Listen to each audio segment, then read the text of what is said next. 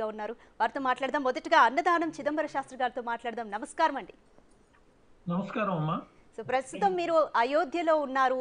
అక్కడ ప్రాణ ప్రతిష్ఠ కోసం ఎటువంటి ఏర్పాట్లు జరుగుతున్నాయి? అక్కడ వాతావరణం కూడా ఎంత ఆహ్లాదంగా కనిపిస్తుంది? మీ మాటల్లో చెప్పండి.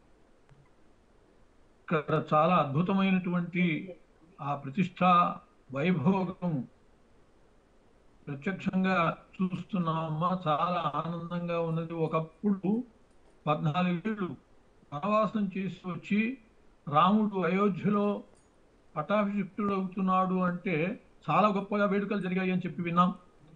500 సంవత్సరాలు అజ్ఞాతంలో ఉండి ఆ అజ్ఞాతవాసం నుంచి బయటపడుతున్నటువంటి ఈ మహత్తరమైనటువంటి స్థితిలో బాలరాముడు ప్రతిష్ఠితుడయ్యేటటువంటి ఈ స్థితిలో అయోధ్య నగరమంతా కూడా అంగరంగ వైభవంగా తీర్చిదిద్దబడ్డది. దేశ విదేశాల నుంచి కూడా వచ్చేటటువంటి చాలా ముఖ్యులు, సాధు సంతులు వీళ్ళంతా కూడా ఆ రాముని ప్రతిష్ట కోసమని రేపు ఈ సమయానికల్లా పూర్తి అయ్యేటటువంటి ఆ రాముని ప్రతిష్టని పూర్తి చూసుకుని ఆయన దర్శించుకుని చిత్తార్థం కావాలి అని చెప్పి అందరూ కూడా తహతహలాడుతూ ఉన్నారు.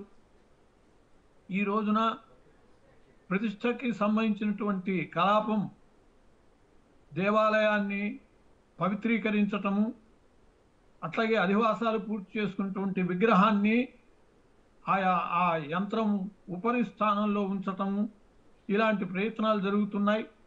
రేపు మన ప్రీతమ ప్రధాని నరేంద్ర మోడీ గారు ఆ విగ్రహానికి అనావరణ చేసి నేత్ర దర్శనం సమాజం చేసుకునేటట్లుగా ఆయన ఆ ప్రతిష్టా కార్యక్రమాన్ని నిర్వహిస్తారు. రామానంద సంప్రదాయానికి సంబంధించినటువంటి ఋత్విగ్వరులు ఈ కలాపం అంతా నిర్వహిస్తున్నారు. కాశీ నుంచి వచ్చినటువంటి పండితులు 7 రోజుల కలాపం ప్రతిష్టలో 3 రోజులు చేసి తేలిగ్గా పూర్తి చేసుకునే వాళ్ళు ఉంటారు. 5 రోజులు పర్వాలేదు, 7 రోజులు అంటే పరిపూర్ణమైనటువంటి ప్రతిష్టకి సంబంధించినటువంటి కలాపానికి వీలయ్యేటటువంటి అవకాశం. అలా అధివాసాలు, మంటపారాధనలు, నిత్య పూజలు ఇవన్నీ కూడా పూర్తి చేస్తున్నారు. నిత్య పూజ అంటే మంటపాలకి సకల దేవతల్ని ఆవాహన చేస్తారు కాబట్టి ఈ సందర్భంలో వాటికి ఆ పూజలు అవి జరుగుతున్నాయి. యంత్ర ప్రతిష్ట 17వ తేదీనే సప్తమి బుధవారం నాడు జరిగింది. ఆ యంత్రానికి 12వ తేదీ నుంచే నేను ఇక్కడికి వచ్చి అక్టోబర్లోనే ఆ యంత్రాన్ని చంపతరాయజీకి అందజేయటం జరిగింది.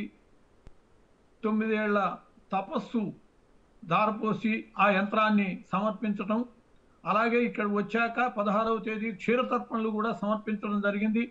17వ తేదీ మంచి ముహూర్తంలో యంత్ర ప్రతిష్ఠ జరిగింది. అలాగే శుభప్రదమైనటువంటి ముహూర్తంలో అభిజిత్ లగ్నంలో నరేంద్ర మోడీ గారి ద్వారా ఆ విగ్రహము పూర్తిగా ప్రతిష్ఠితమయ్యి సమాజం యొక్క దృష్టికి తీసుకురాబడుతూ ఉన్నది. ఆ శ్రీరామచంద్ర ప్రభు యొక్క అనుగ్రహానికి యావత్ విశ్వము కూడా పాత్రమయ్యేటట్లుగా దానికి కావలసినటువంటి కార్యకలాపాలన్నీ జరుగుతున్నాయి.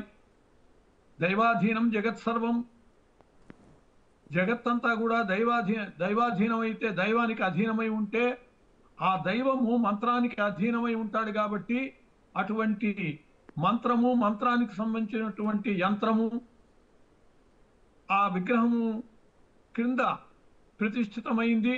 ఆ శక్తి ద్వారా విగ్రహంలోకి అనుగ్రహ శక్తి అంటే ఆయన్ని సేవించుకునేటటువంటి వాళ్ళని అనుగ్రహించేటటువంటి శక్తి, అట్లాగే వరప్రదాన శక్తి కూడా మనం కోరుకుంటాం. భగవంతుడి దగ్గరికి వెళ్ళి కష్టాలు ఉన్నటువంటి వాళ్ళు వస్తారు, ఇష్టాలు కావలసినటువంటి వాళ్ళు వస్తారు, వాటిని అన్నిటినీ తీర్చగలిగేటటువంటి శక్తి కూడా ఆ విగ్రహంలో ఏర్పడుతుంది.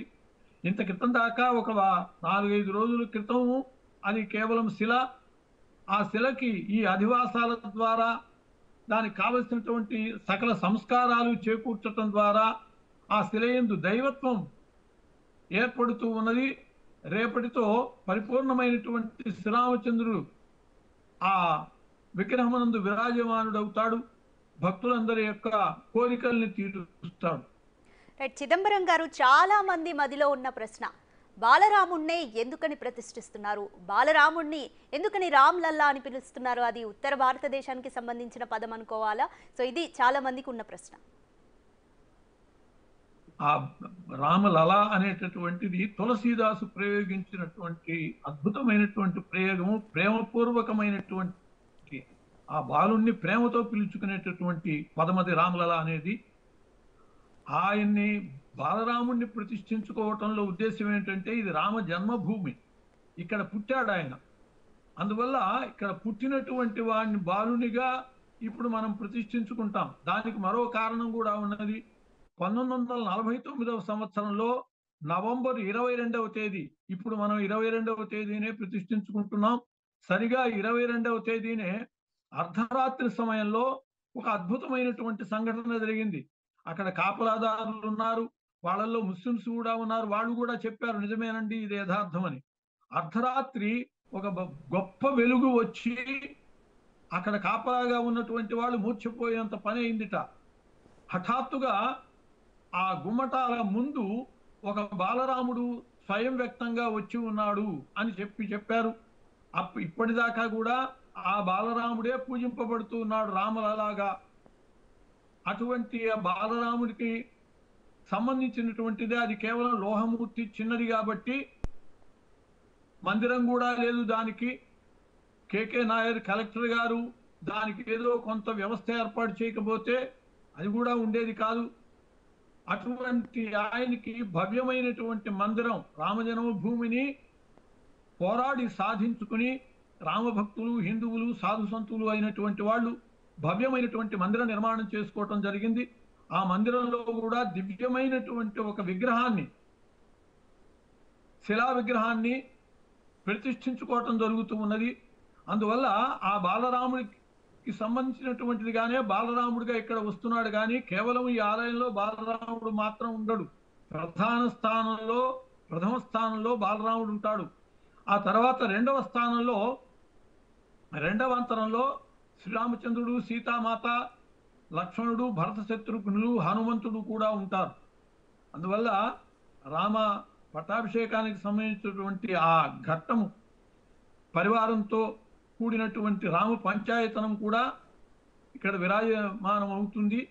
ముందుగా కీలకమైనటువంటి భాగము బాలరాముని యొక్క మందిరం కాబట్టి ఆ మందిరంలో ప్రతిష్ట పూర్తి చేయటం జరుగుతూ ఉన్నది. రైట్. చిదంబరం గారు, ఇంకా ఈరోజు మనతో పాటు చర్చలో పాల్గొనడానికి రాజేశ్వర శర్మ గారు, అలాగే సౌమిత్రి వేణుగోపాల్ గారు